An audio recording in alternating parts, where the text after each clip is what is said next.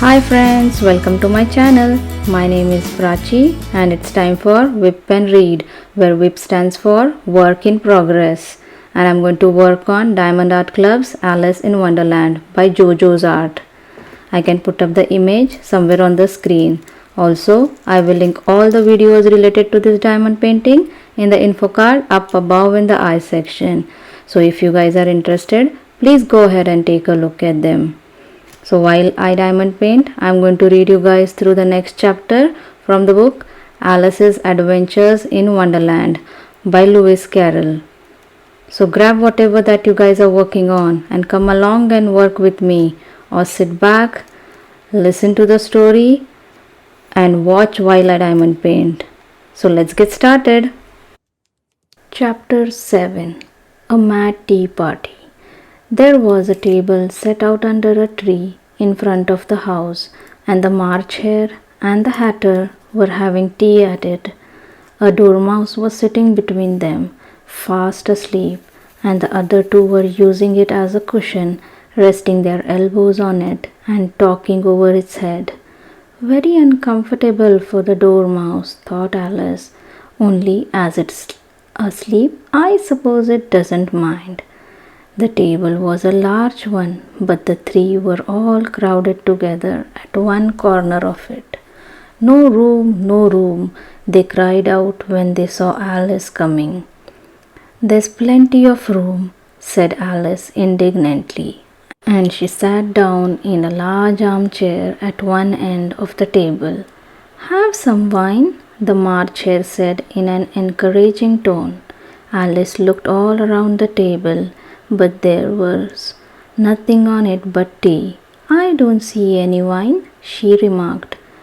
There isn't any, said the March Hare. Then it wasn't very civil of you to offer it, said Alice angrily. It wasn't very civil of you to sit down without being invited, said the March Hare. I did not know it was your table, said Alice. It's laid for a great many more than three. Your hair wants cutting, said the Hatter. He had been looking at Alice for some time with great curiosity, and this was his first speech. You should learn not to make personal remarks, Alice said with some severity. It's very rude. The Hatter opened his eyes very wide on hearing this, but all he said was, Why is a raven like a writing desk? Come, we shall have some fun now, thought Alice. I am glad they have begun asking riddles. I believe I can guess that, she added aloud. Do you mean that you think you can find out the answer to it? Said the March Hare. Exactly so, said Alice. Then you should say what you mean, the March Hare went on. I do, Alice hastily replied. At least I mean what I say. That's the same thing, you know. Not the same thing a bit, said the Hatter. Why, you might just as well say that I see what I ate is the same thing as I eat what I see. You might just as well say, added the March Hare, that I like what I get is the same thing as I get what I like. You might just as well say, added the dormouse, who seemed to be talking in his sleep, that I breathe when I sleep is the same thing as I sleep when I breathe. It is the same thing with you, said the Hatter, and here the conversation dropped and the party sat silent for a minute while Alice thought over all she could remember about ravens and writing desks, which wasn't much. The Hatter was the first to break the silence. What day of the month is it? He asked, turning to Alice. He had taken his watch out of his pocket and was looking at it uneasily, shaking it every now and then and holding it to his ear. Alice considered a little and said, The 4th. 2 days wrong, sighed the Hatter. I told you butter would not suit the works, he added, looking angrily at the March Hare. It was the best butter, the March Hare meekly replied. Yes, but some crumbs must have got in as well, the Hatter grumbled. You should not have put it in with the bread knife. The March Hare took the watch and looked at it gloomily. Then he dipped it into his cup of tea and looked at it again. But he could think of nothing better to say than his first remark. It was the best butter, you know. Alice had been looking over his shoulder with some curiosity. What a funny watch, she remarked. It tells the day of the month and does not tell what o'clock it is. Why should it? Muttered the Hatter. Does your watch tell you what year it is? Of course not, Alice replied very readily. But that's because it stays the same year for such a long time together. Which is just the case with mine, said the Hatter. Alice felt dreadfully puzzled. The Hatter's remark seemed to her to have no sort of meaning in it, and yet it was certainly English. I don't quite understand you, she said as politely as she could. The dormouse is asleep again, said the Hatter, and he poured a little hot tea on its nose. The dormouse shook its head impatiently and said, without opening its eyes, of course, just what I was going to remark myself. Have you guessed the riddle yet? The Hatter said, turning to Alice again. No, I give it up, Alice replied. What's the answer? I haven't the slightest idea, said the Hatter. Nor I, said the March Hare. Alice sighed wearily. I think you might do something better with the time, she said, than waste it in asking riddles that have no answers. If you knew time as well as I do, said the Hatter, you would not talk about wasting it. It's him. I don't know what you mean, said Alice. Of course you don't, the Hatter said, tossing his head contemptuously. I dare say you never even spoke to time. Perhaps not, Alice cautiously replied, but I know I have to beat time when I learn music. Ah, that accounts for it, said the Hatter. He won't stand beating. Now if you only kept on good terms with him, he had do almost anything you liked with the clock. For instance, suppose it were 9 o'clock in the morning, just time to begin lessons, you had only have to whisper a hint to time, and round goes the clock in a twinkling, 1:30 time for dinner. I only wish it was, the March Hare said to itself in a whisper. That would be grand, certainly, said Alice thoughtfully, but then I should not be hungry for it, you know. Not at first, perhaps, said the Hatter, but you could keep it to 1:30 as long as you liked. Is that the way you manage? Alice asked. The Hatter shook his head mournfully. Not I, he replied. We quarrelled last March, just before he went mad, you know, pointing with his teaspoon at the March Hare. It was at the great concert given by the Queen of Hearts, and I had to sing, Twinkle, twinkle, little bat, how I wonder what you are at. You know the song, perhaps? I have heard something like it, said Alice. It goes on, you know, the Hatter continued in his way. Up about the world you fly, like a tea tray in the sky. Twinkle, twinkle. Here the dormouse shook itself and began singing in its sleep. Twinkle, twinkle, twinkle, twinkle, and went on so long that they had to pinch it to make it stop. Well, I had hardly finished the first verse, said the Hatter, when the Queen bawled out, he is murdering the time off with his head. How dreadfully savage, exclaimed Alice. And Ever since that, the Hatter went on in a mournful tone, he won't do a thing I ask. It's always 6 o'clock now. A bright idea came into Alice's head. Is that the reason so many tea things are put out here? She asked. Yes, that's it, said the Hatter with a sigh. It's always tea time, and we have no time to wash the things between whiles. Then you keep moving round, I suppose, said Alice. Exactly so, said the Hatter, as the things get used up. But when you come to the beginning again, Alice ventured to ask. Suppose we change the subject, the March Hare interrupted, yawning. I am getting tired of this. I vote the young lady tells us a story. I am afraid I don't know one, said Alice, rather alarmed at the proposal. Then the Dormouse shall, they both cried. Wake up, Dormouse! And they pinched it on both sides at once. The Dormouse slowly opened his eyes. I wasn't asleep, he said in a hoarse, feeble voice. I heard every word you fellows were saying. Tell us a story, said the March Hare. Yes, please do, pleaded Alice. And be quick about it, added the Hatter, or you will be asleep again before it's done. Once upon a time there were 3 little sisters. The Dormouse began in a great hurry, and their names were Elsie, Lacie, and Tilly, and they lived at the bottom of a well. What did they live on?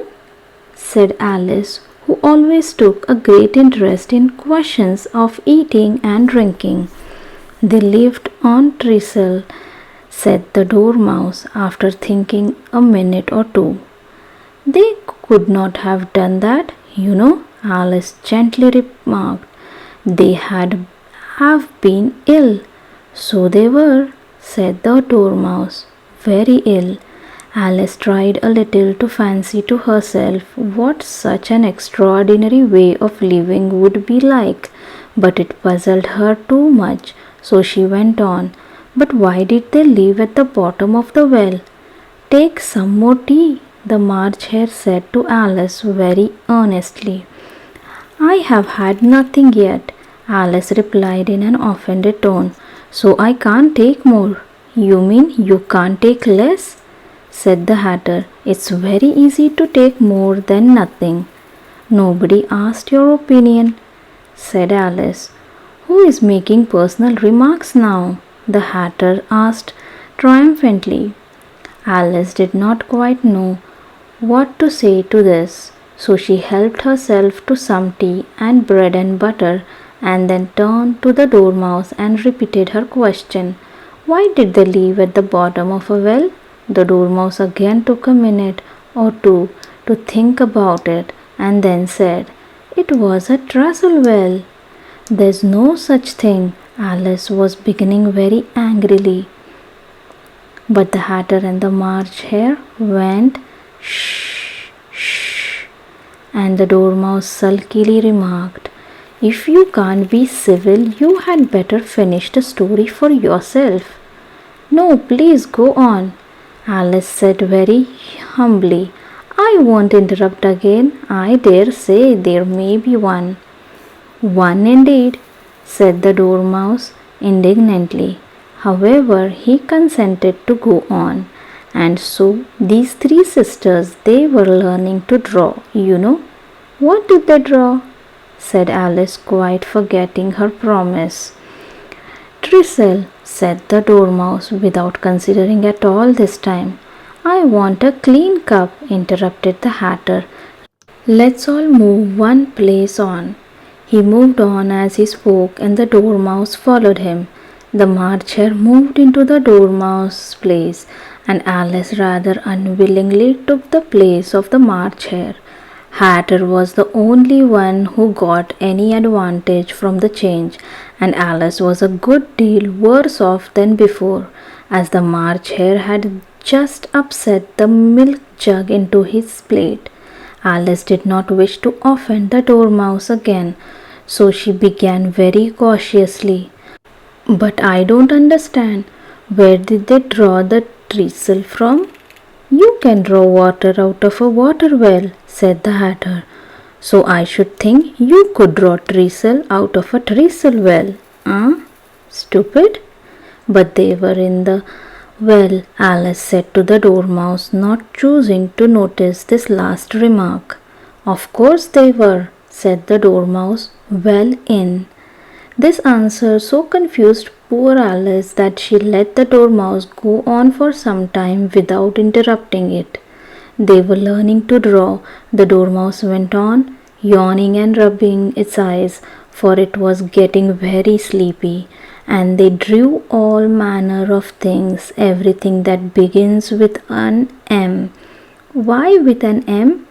Said Alice. Why not? Said the March Hare. Alice was silent.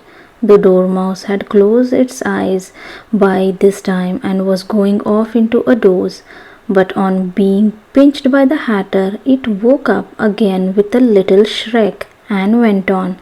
That begins with an M, such as mousetraps and the moon and memory and muchness. You say things are much of a muchness.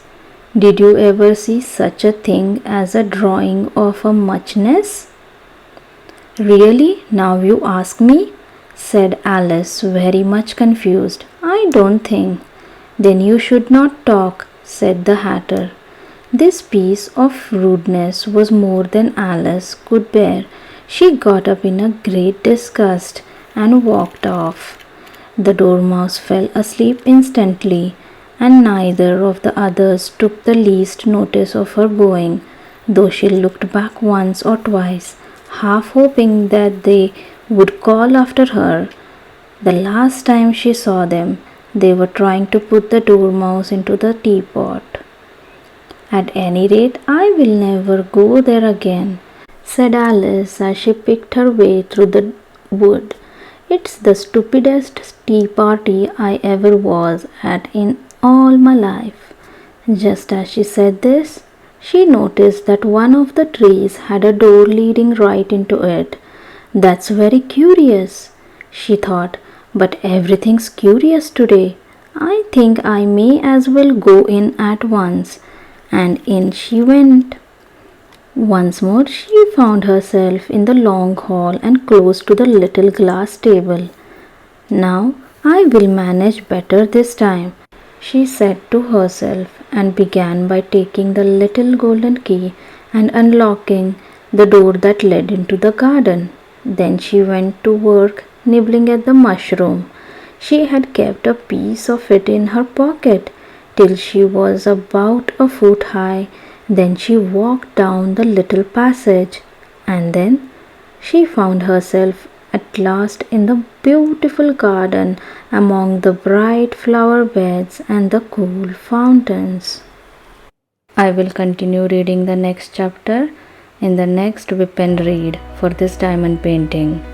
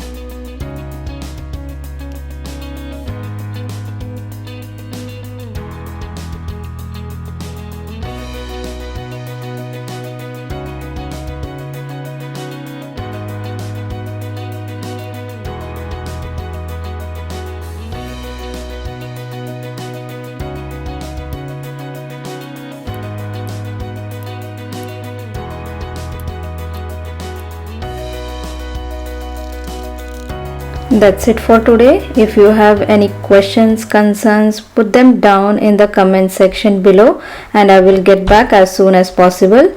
Also, if you have enjoyed watching this video, please consider giving a thumbs up, and if you are not already subscribed, please subscribe to my channel and hit the bell so that you get notified whenever I upload a new video.